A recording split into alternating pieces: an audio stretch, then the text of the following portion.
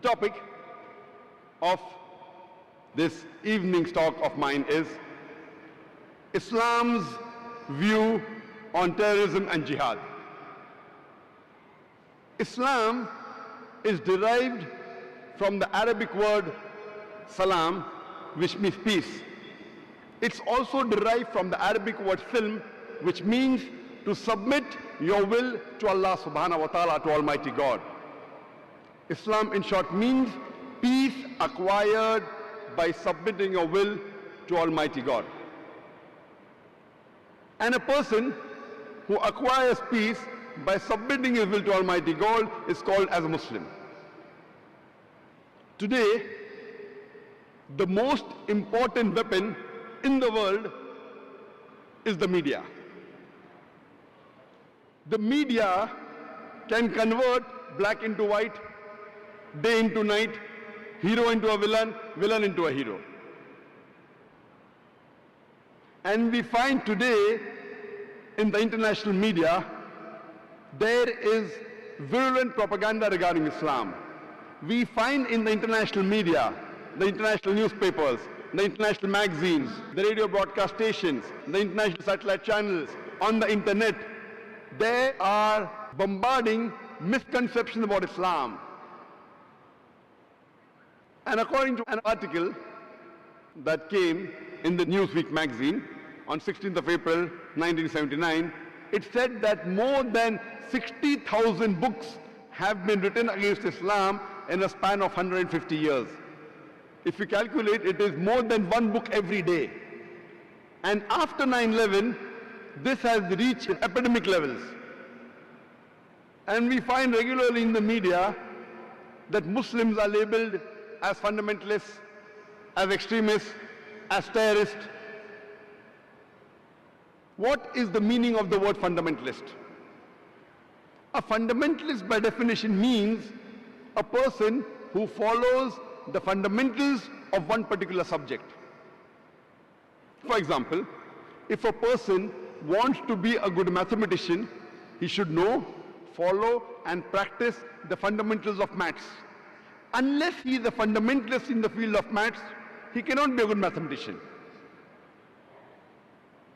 For a person to be a good scientist, he should know, follow and practice the fundamentals of science. Unless he is a fundamentalist in the field of science, he cannot be a good scientist.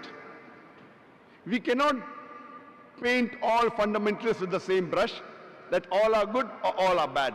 Depending in which field the person is a fundamentalist, you have to label him accordingly. For example, if you have a fundamentalist robber whose profession is to rob, he is bad for society. He's not a good fundamentalist.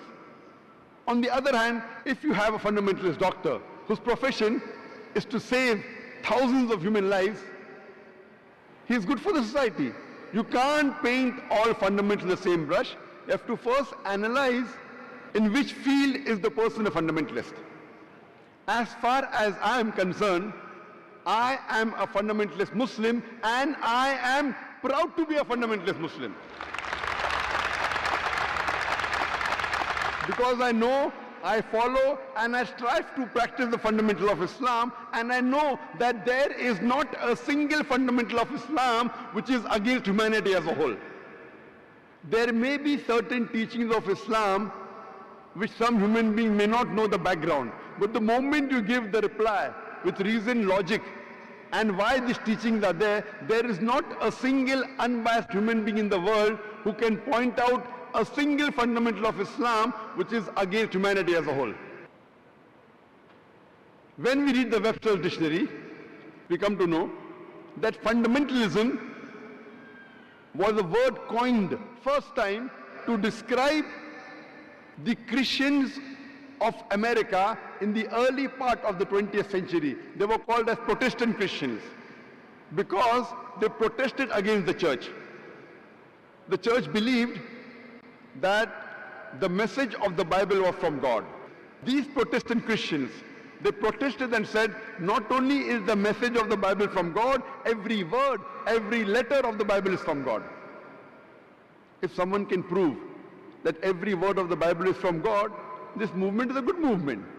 But on the other hand, if someone can prove that every word of the Bible is not from God, then this movement of fundamentalism is not good. According to Oxford Dictionary, fundamentalist is a person who strictly adheres to the ancient teachings and scriptures of any religion. But when we read the revised edition of the Oxford Dictionary, there is a slight change. The revised edition of Oxford Dictionary says that fundamentalist is a person who strictly adheres to the ancient teachings and scriptures of any religion, especially Islam. Especially Islam has been added in the revised edition of the Oxford Dictionary. The moment you hear the word fundamentalist, you start thinking of a Muslim. Muslims are fundamentalists, Muslims are extremists, and many a times we Muslims go on the defense. As to Dr. Mahathir Mohamad rightly said, that why should we be apologetic? Many of us Muslims go on the defense, no, I am not a fundamentalist, I am not an extremist. I tell the world that I am an extremist. I'm extremely kind, I'm extremely merciful, I'm extremely loving, I'm extremely just, I'm extremely honest. What's wrong in being extremely kind, extremely just, extremely honest? Can any human being tell me that being extremely kind is wrong, being extremely honest is wrong, being extremely just is wrong? If it benefits you, you're just. If it does not benefit you, you're not just. That's not Islam. And Quran says you have to be extremely kind, extremely loving, extremely compassionate, extremely honest. If you are a practicing Muslim, you have to be extremely kind, extremely honest, extremely just. You have to be extremist in the correct direction. Today the media labels, the media says that Muslims are terrorists. What is the meaning of the word terrorist? A terrorist by definition means a person who causes terror. When a robber sees a policeman, he's terrified. So for the robber, the policeman is a terrorist. And many times we see that for the same person, for the same activity, two different labels are given. And the best example is when India was ruled by the British government about more than 60 years ago. There were many Indians who were fighting for the freedom of the country. These people, by the British government, they were called as terrorists. But we common Indians, we call these people as patriots, as freedom fighters. Same people, same activity, but two different labels. If you agree with the view of the British government that they had a right to rule over India, then you have to call these people as terrorists. But if you agree with the view of the common Indians that the Britishers came to India to do business, they have no right to rule over us, you would call these people as patriots, as freedom fighters. Same people, same activity, but two different labels. And many a times when I'm addressing the Indian press, and they ask me the question that why are Muslims terrorists? So I asked them a question that more than 65 years ago, the Britishers called Bhagat Singh as a terrorist. Do you believe? And the press says no. I said, why?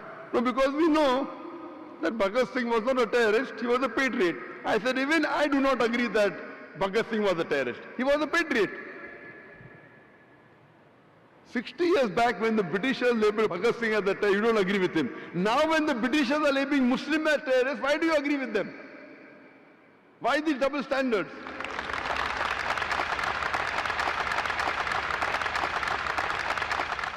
And we have this example in history in several places in the world. We know that a couple of centuries back, Britishers used to rule America. In 1776 was the American Revolution. At that time, there were many Americans who were fighting for the freedom of the country. And at that time, the British government called George Washington as terrorist number one. Terrorist number one in 1776, according to the British government, was George Washington. When USA gets its freedom, terrorist number one becomes the president of USA.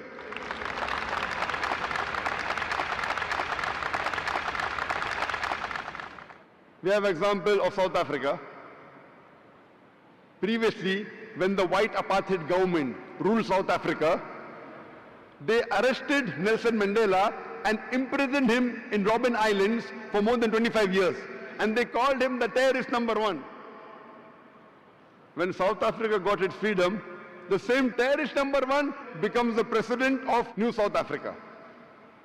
And later on, he gets the Nobel Prize for Peace. Not that he was bad and he became good. For the same activity for which he was called terrorist number one, later on, he gets the Nobel Prize for Peace. Can you imagine terrorist number one in the world getting Nobel Prize for Peace? So what we realize, that whoever is in power, whatever label is given, it gets stuck, whether right or wrong. So today media is very powerful. Whatever label the media gives, unfortunately, it gets stuck, irrespective whether it's right or wrong. That's why I said, today, media is the most powerful weapon in the world. It can convert black into white, day into night, hero into a villain, villain into a hero. And unfortunately, we Muslims, we are very backward as far as media is concerned. Today, the most misunderstood word in Islam is the word jihad. It is not only misunderstood by the non-Muslims, it's even misunderstood by the Muslims. Most of the non-Muslims, as well as Muslims, think that any war fought by any Muslim for any reason, whether it be for personal gain, whether it be for fame, whether it be for name, whether it be for region, whether it be for wealth, whether it be for power, is called as jihad. Jihad does not mean any war fought by any Muslim, whether it be for name, for fame, for wealth, for power, for region. Jihad is an Arabic word which is derived from the Arabic word jahada, which means to strive, which means to struggle. In Islamic context, jihad means to strive and struggle against one's own evil inclination. Jihad means to strive and struggle to make the society better. Jihad means to strive and struggle against oppression. Jihad also means to strive and struggle in the battlefield in self-defense. Jihad basically means to strive and struggle. If a student is striving and struggling to pass in the examination, in Arabic we say he is doing jihad. And many people think that jihad can only be done by Muslims. There are verses in the Quran which say that even non-Muslims did jihad. Allah says in the Quran in Surah Luqman, chapter number 31, verse number 14, we have enjoined on the human beings to be kind to the parents. In travail upon travail did the mother bore them, and in pain did she give them birth. Immediately next verse, Surah Luqman chapter 31 verse number 15 says, but if your parents do jihad, strive and struggle to make you worship somebody else of whom you have got no knowledge, don't obey them, but live with them with love and compassion. Here Quran is saying that non-Muslim parents who strive and struggle to make their children worship somebody else besides Almighty God, that is do shirk, do not obey them, but yet live with them with love and compassion. The same message is repeated in Surah Ankabut, chapter number 29, verse number 8. We have enjoined on the human beings to be kind to the parents. But if your parents strive and struggle, do jihad, to make you worship somebody else besides Allah, do not obey them, but yet live with them with love and compassion. Here Quran is saying that the non-Muslim parents are doing jihad, they are striving and struggling to make the children do shirk, associate partners with God. This jihad is called as jihad fi sabil shaitan. What a Muslim should do is jihad fi sabilillah. Normally when you use the word jihad, it's taken for granted it is jihad fi sabilillah, jihad in the way of Allah, unless otherwise. Most of the Orientalists, they translate the word jihad as holy war. And unfortunately, many of the so-called Muslim scholars, inverted commas, even they translate jihad as holy war. Holy war, if you translate into Arabic, is harbun muqaddasa. If you read the Quran, nowhere in the Quran is the word harbun muqaddasa mentioned. And there is no hadith of Muhammad sallallahu alaihi wasallam where the word harbun muqaddasa is mentioned. This word holy war was first coined to describe the crusades done by the Christians. If you read history, several centuries ago, the Christian crusaders, they forced and killed tens of thousands of human beings in the name of Christianity.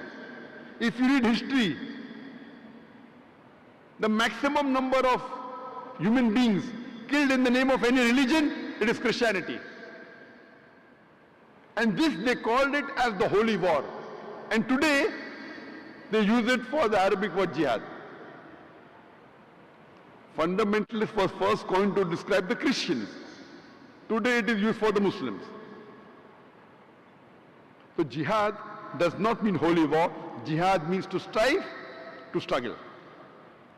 The best way to understand the meaning of jihad is to understand what the scriptures of Islam have to speak about jihad. What is mentioned in the Quran and the authentic hadith of Muhammad sallallahu alaihi wasallam.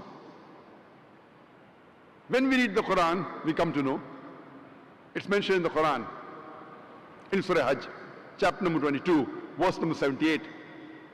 Strive and struggle in Allah's cause as you ought to strive and struggle. Do jihad in Allah's way as you ought to do jihad, with sincerity and discipline.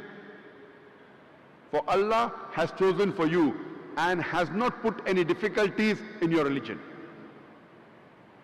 Allah says in the Quran, in Surah Tawbah, chapter number 9, verse number 20, as for the believers who suffer exile and strive with might and main in Allah's cause with their goods and their lives, these are the ones who shall attain the highest rank in the sight of Allah, and they shall go to paradise. They shall achieve Jannah. They shall achieve salvation. Our beloved Prophet Muhammad said, it's a hadith of Sahih Bukhari, volume number 4, in the book of Jihad, hadith number 46. Abu Hurairah, may Allah be pleased with him, said that Allah's Messenger said that the person who does jihad in Allah's way, and Allah knows best who is doing jihad, who is striving and struggling in Allah's way. The person who strives and struggles in Allah's way, and Allah knows best who is striving and struggling in His way, is like a person who continuously fasts and prays. And Allah has promised him paradise if he is killed in the battlefield, or Allah returns him safely with rewards and war booty. It's mentioned in the Quran in Surah Ankabut, chapter number 29, verse number 6, that as to those who strive in Allah's way, they do it for their own souls. For Allah is free of wants. He is not in need of His creatures. So if you strive and struggle in Allah's way, it is for your own benefit. It is not for Allah. Allah does not require the help of any of His creatures. He is free of all wants, worthy of all praises. It's mentioned in Sahih Bukhari, volume number 4, hadith number 2784. Hazrat Aisha, may Allah be pleased with her, the wife of the Prophet Muhammad sallallahu alaihi wasallam, she asks the Prophet, can we join jihad? And the Prophet replies, perfect Hajj is the best jihad for you. It's mentioned in Sahih Bukhari, hadith number 5972. A man asked the Prophet that can he go for jihad? The Prophet asks him that do you have parents? He says yes. For you, serving your parents is jihad. It's mentioned in Sunan Nisa'i, hadith number 4209. A man asked the Prophet which is the best of jihad? And the Prophet replies, the best jihad is a person who speaks a word of truth against the tyrant ruler. It's mentioned in Sahih Ibn Hibban, hadith number 4682, that the Prophet said, a mujahid is a person who strives and struggles against his own nafs, his own desire for the cause of Allah. And muhajir is a person who migrates from falsehood to the truth. From all these hadiths we come to know that the best jihad keeps on changing depending upon the situation. When the Prophet told the man that do you have parents, the best jihad is to serve your parents, the Prophet knew that his parents required him. It does not mean always serving your parents is the best of jihad. For that particular person, because his parents required him, for him the best jihad was serving his parents. So depending upon the situation, the best jihad changes. Allah says in the Quran, in Surah Furqan, chapter number 25, verse number 51, if it was our will, we would have sent a warner in every center of population. Next verse, Surah Furqan, chapter 25, verse 52 says, that's why do not listen to the unbelievers, but strive against them strenuously with the Quran. Here Quran is talking about jihad bil Quran. Strive and struggle against the unbelievers with the Quran. Quran is talking about doing jihad with the Quran. That means you have to convey the message of Allah subhanahu wa ta'ala to the non-Muslim. And today I think the best jihad according to me today is jihad bil Quran. Strive and struggle against the unbelievers by spreading the message of the Quran. Thanks for watching. Jangan lupa subscribe dan aktifkan lonceng notifikasi media.